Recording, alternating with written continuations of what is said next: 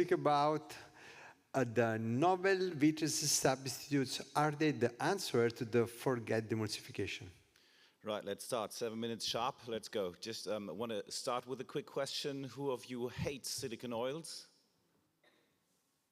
Raise your hands, all of them, all of you.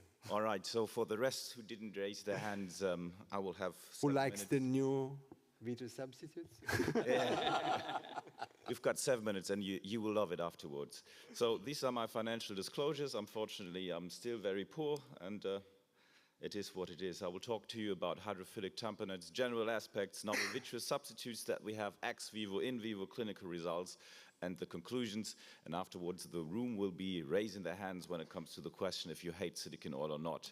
So the problem that we have with the hydrophobic tamponates that we're talking about, that they only have different modes of interaction. So that you can have you either have a vector that works towards the upper part of the retina, or you have a vector that works towards the lower part of the retina, as in the heavy silicon oils. So you don't really have an entire tamponade there.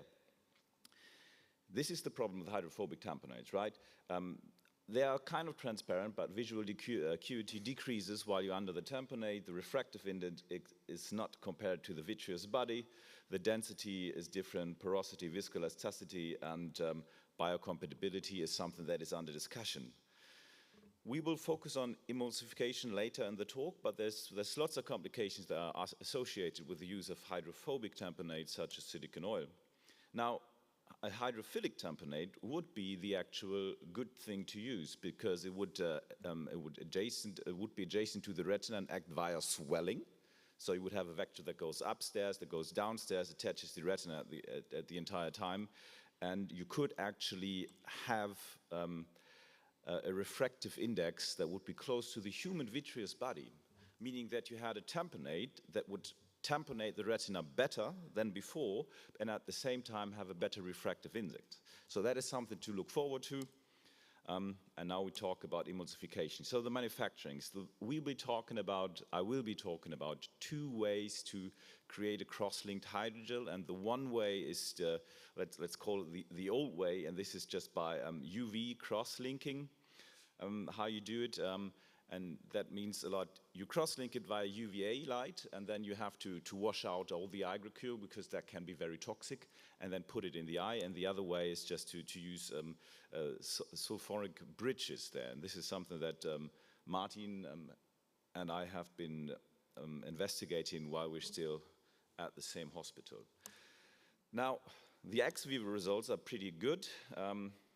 I would like to acknowledge at this point André Schulz, who is a very genius of a chemist, and he came up with all the experiments, stuff like that, doing the physical-chemical analysis there. And basically what it shows you that if you put in a hydrophilic tamponade, this is the one with UVA cross-linking, then you are going somewhere that is really close to the human vitreous body. And of course we did the biocompatibility studies. And also did that in regards to regulatory questions, and all looks pretty well. So what you can basically say, if you put in a hyaluronic acid that is cross-linked and stays in for a lot longer time that you want to, we have a good in vitro biocompatibility. Now, the next step was that we went into the rabbit eye, and what I would really like to draw your attention to is the lens of the rabbit eye. Now, everyone that has vitrectomized a rabbit eye will see that if you look at a rabbit eye and you think of a vitrectomy, this rabbit eye will develop a cataract without you even touching it. And we put it in, and we had it in for 1 year, the stability, and the lens stayed clear, which was a very good thing to do. It was probably because Martin and I did the surgery. No. But you didn't have a cataract formation, and these are the histological cuts after 1 year. So you could see that this hydrophilic gel stayed inside for 1 year. So you had a tamponating effect that lasted over a year. And keep in mind, now this is a refractive index. This rabbit would not need glasses to read or have a carrot. So the next step was that we went into the clinical phase, and This is a study that we recently published. This is a long time of about 10 years where we collected patients, and these are very heavily impacted eyes. So those were patients that were going into a hypotony, and we were fearing that there would be the need for enucleation at some point. So this is why we only included 21 patients over that time period, and we had an observational period of 200 days, and we put non-cross-linked Helon GV into 8 eyes. We had 8 eyes where we put in silicone oil, and we had 5 eyes where we put in the UVA cross-linked hyaluronic acid-based hydrogel that was produced under industrial conditions. So we were very, very sure that the quality would be good. But keep in mind, those were eyes that had problems and would really go down the drain if you didn't do anything. We looked at IOP, visual acuity as well, and the retinal structures, but keep in mind, those eyes really didn't have anything regarding VI. So 8 eyes of the silicone oil 5000 group, we were able to stabilize 5 of those eyes regarding hypotony, so we could actually raise the IOP above 5 millimeters of mercury for an interval of about 40 days, and sometimes you had to refill those eyes.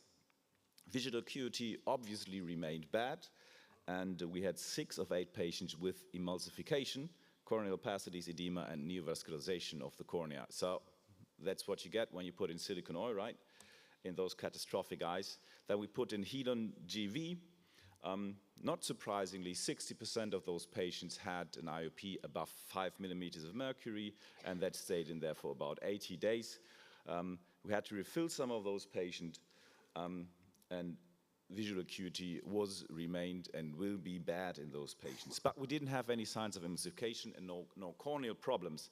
Now the kicker is that we put in the UV cross-linked hyaluronic-based hydrogel, so that was supposed to stay a lot longer in that time, and we had 80% of an increase or stabilization of IOP, and that stayed for about 100 days while we were following up the patients. But we did not have any signs of emulsification as well, and there was no problems regarding the anterior segment.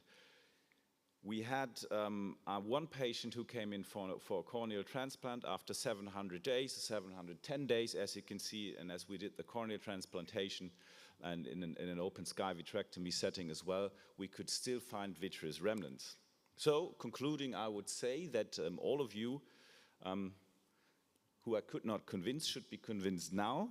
Hydrophilic tamponates have a superior mechanism when it comes to reattaching the retina. They have superior physical characteristic when it comes to the refractive index and the swelling that they work. The biocompatibility ex vivo in vivo works, and we didn't have emulsification yet. So the next steps will be that we are looking into manufacturing and hopefully taking it to the next stage. Thank you. Okay, please, can you stay there? Because we know that you are going, so we want to ask something. Yes. Okay, so there's any question from the ground? Okay. I have 2 comments. Okay. One is everybody interested in investing in this new product? Please raise the hand. That's one. Okay. I spent several years in the current Schepenai Research Institute of the Retina Foundation, and André Balat was working with these kind of substances. The problem with these kind of substances was the transparency. So you can see through them, but a patient was unable to see. So have you solved this problem? Yeah, we thought about that. There has been some cases where there's a sort of yellowish discolorization that we had. In this clinical study, visual acuity was bad because those eyes were just terrible. Regarding the physical properties that we have, I mean, the refractive index is about 1.33, so I would hope that it shouldn't be a problem. Tommaso? Congratulations. Did it remain in a gel status at the end of follow-up? Did it liquefy? Did it stay transparent? That was my curiosity. Thank you. Yeah, well, so this one patient where we went in for the corneal transplant, the gel stayed in its composition. It was a bit. You could not really emulsify, but it was in tiny bubbles, you might say. Did you try doing any OCT or any other kind of diagnostics, say ultrasound, the things? Can we still see through those eyes without diagnostic tools? Yes, you could. We did OCTs to look for anatomical structures in the retina of the choroid, because those were phthitic eyes, but you could do an OCT imaging without a problem. So great. Okay. So we are moving from a tamponade effect to a filling effect, because we are trying to fill the cavity, reducing the shear stress. So it's a very interesting, topic and different concept. The only problem, we are also running on rabbits study, but we found using hyaluronic acid that there were markers of inflammation. We didn't run in humans yet, but probably, I don't know if it's related to the different length of the hyaluronic acid, the crossing, but at the end, there was not a matter of the impurity, it was a matter of the size that we can have, in a few months later, few weeks later. So, and that size can induce inflammation, and so this was one of the points. Do you have the same findings, or? No, in that UVA crossing, we did not have any signs of inflammation, but regarding the disulfur bridges, we had signs of inflammation in the pig eye. Okay. I would like to ask if the substance could activate a proliferation in the long term. It is important because we know that sometimes we have to use, and in the long term, after, for instance, trauma, we don't know if it is not the first reason, but I observe more activation of proliferative activity. Because it's hydrophilic. Yeah, I think this is a very, very important question that's a bit touching about what Mario was raising as well. I'm very sad to report that I have no answer towards that. We did not report that, and we didn't have any signs for that, but I can't really give you a definite answer on that one. Martin. No, introduce you. I have observation that I have several patients after a great trauma, and I couldn't perform vitrectomy with silicone or other substances because of perforation. So I inject them with scholastic, and I observed a very increased proliferation and proliferative detachment. Thank you very much. Thank you for your comment. Let's move to the next presentation. Martin Spritz is